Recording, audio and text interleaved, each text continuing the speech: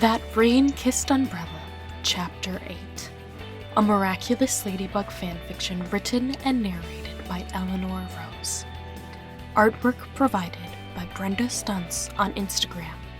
You can find a link to her social media in the description box below.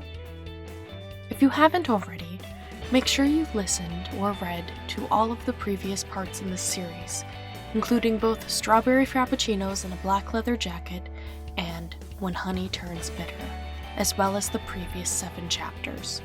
Thank you so much for listening, and I hope you enjoy this next part of That Rain-Kissed Umbrella. Marinette knew how expensive fashion was.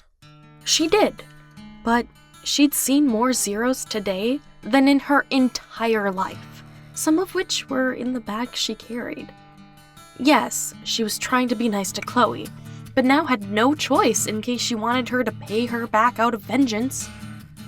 They'd spent more in 3 hours than the bakery made in a year before expenses.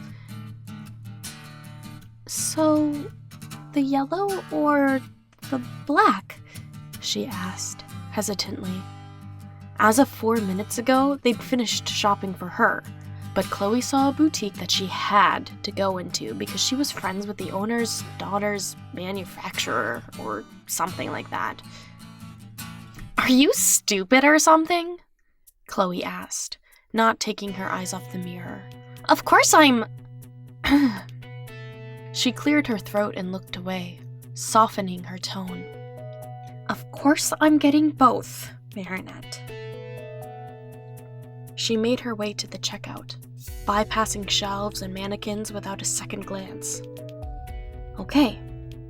Marinette was grateful to get out of here, but that seemed unusual, despite not knowing Chloe all that well. The cashier rang up their items, but Marinette knew better than to look this time. "Any plans after this?" "The craft shop," Chloe said, not looking up from the transaction. "Oh? You've got time for a side project?" she teased, albeit apprehensively. Marinette still didn't know what jokes unleashed the beast she could become. "Please, I'm not Superwoman. I'd like to change one thing on the project." "Oh?" They were planning on an all-nighter anyway, but she didn't know what new thing Chloe meant to add. "Let's go." Marinette lost her somewhere around the button aisle during their escapade to the craft store, momentarily distracted from taking a photo of cat buttons to send to Cat Noir. She posted it to her Instagram story as well, with a poll on if she should use it in her next release, beating back the remark Chloe made earlier about her losing popularity from her mind. "Hey, let's go." She looked up when Chloe smacked her back with a bag. "You're done already?" she asked. "Yeah, let's go." "What did you get?" Chloe smirked, wiggling her eyebrows in a way that, for a moment, reminded her of Adrian. "Wouldn't you like to know?" No. Don't think about him. The mannerism struck her heart, and Marinette had to shake it off. This is normal. Part of getting over someone is getting stabbed over and over again until there aren't any more veins to bleed open. Despite her emotional fluster, Marinette was able to engage in small talk until they made it to her bedroom, where she shot down Chloe's request for a fashion show with their new purchases. They passed the time listening and laughing to Danielle Bernstein's "This Is Not a Fashion Story" on Audible. Humming to herself, Marinette put the final stitches on the Jonathan-inspired dress. They'd done it. By some miracle, she and Chloe finished the project on time, despite the deadline moving up. "What are you doing?" she asked, pausing the audiobook as Chloe curled up on the chase. "Editing a photo." The grind never ends, huh? "Those buttons were cute, by the way. It's a shame you didn't get them." "Yeah?" The compliment tickled her. "Yeah. I know a boy who would really like them." Chloe said, smiling to herself. Speaking of guys, Marinette began, sick to her stomach as she dipped her toe in the water of an uncharted conversation. How are you and Adrian? We're having breakfast tomorrow, Chloe answered, too quick to frisk for emotions. Oh? What's your favorite filter? That new glitter one for stories. It was clear she changed the subject, so Marinette decided to drop it. Yeah, okay. So she hadn't forgiven her after all. That, and they must not be friends. If they were, then Marinette shouldn't have this sinking feeling over the two of them meeting again.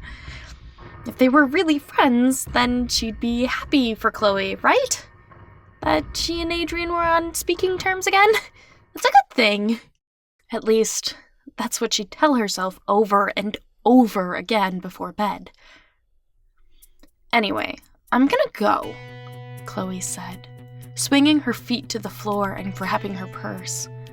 You'd better not spill something on these, all right? All right, Marinette chuckled. See you before school tomorrow. Cheers. There was a sense of relief after she left, despite the mounds of bags and scrapped fabric scattered across the room. The biggest stress in all of this wasn't the stress, or the project, or even Chloe herself. It was the constant wonder as to if they were friends, or merely playing pretend. Her phone buzzed, leading her out of the mental spiral. Cat Noir? No. They only talked through Twitter, and this was an Instagram notification. From Chloe, no less. Marinette had marked her as a favorite back when she was stalking Adrian's girlfriend, and hadn't bothered to undo her action. She swiped the notification, slapped with surprise at the image on the screen. It was herself. Well, herself and Chloe, tagged #NewBeginnings. It nearly made her cry. New beginnings?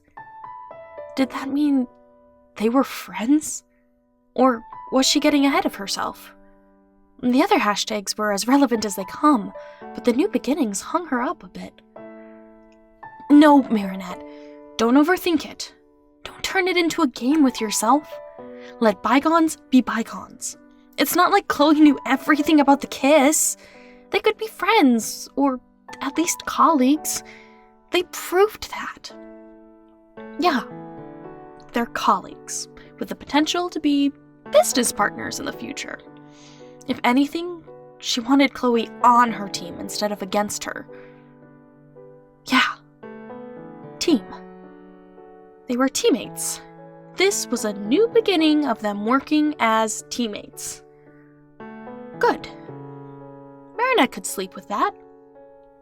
Retiring to bed, she closed her eyes and did her usual ritual of blocking out thoughts of Adrian and Chloe from her mind. Retiring to bed, she closed her eyes and did her usual ritual of blocking out thoughts of Adrian and Chloe from her mind. This was fine. They were teammates. They'd be fine. Thank you so much for listening. Chapter 9 is on the way. And once again, a huge thank you goes out to Brenda Stuntz for the artwork for this video. I hope you guys enjoyed it. You can go ahead and follow her on Instagram. She does also have a YouTube channel. She's a fashion designer herself. She loves making projects, etc., etc. So go check her out. And I will catch you guys in the next one. Also, if you made it this far, comment #NewBeginnings in the comment section. Okay, I'll catch you in the next one. Bye!